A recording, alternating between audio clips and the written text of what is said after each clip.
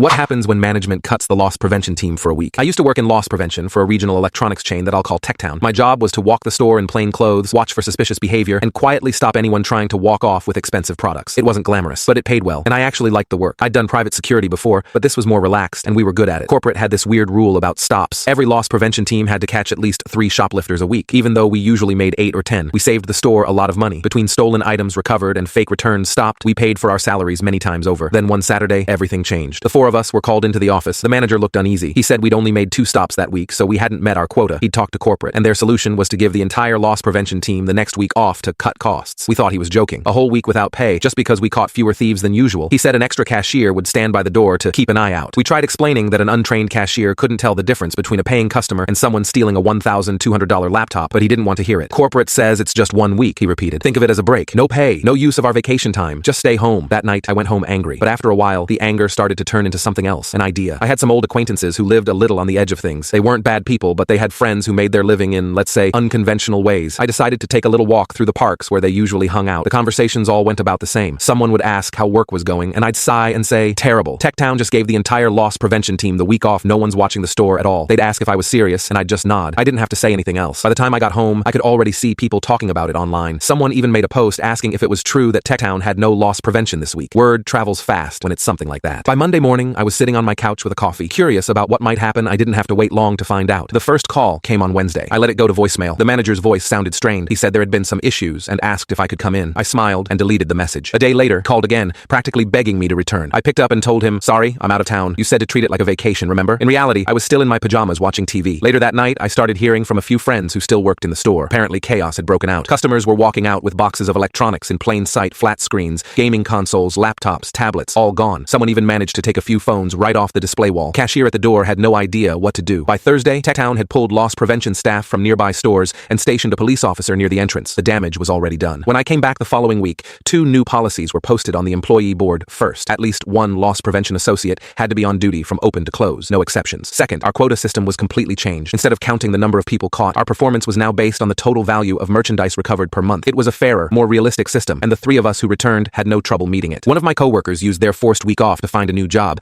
and honestly, I respected that choice. No one ever told us the full number, but word around the store was that nearly 6 figures worth of inventory vanished that week. Corporate pretended it didn't happen. The store manager looked exhausted for days. I thought about quitting myself, but I didn't have to. 2 months later, Techtown went under completely. Every store in the region closed, and we all collected unemployment while looking for new work. Eventually, I landed a position with a private security firm that paid better and treated employees like adults. A few days later, I bumped into some of those acquaintances from the park. They were showing off shiny new tablets and headphones. I didn't ask where they got them. I already knew.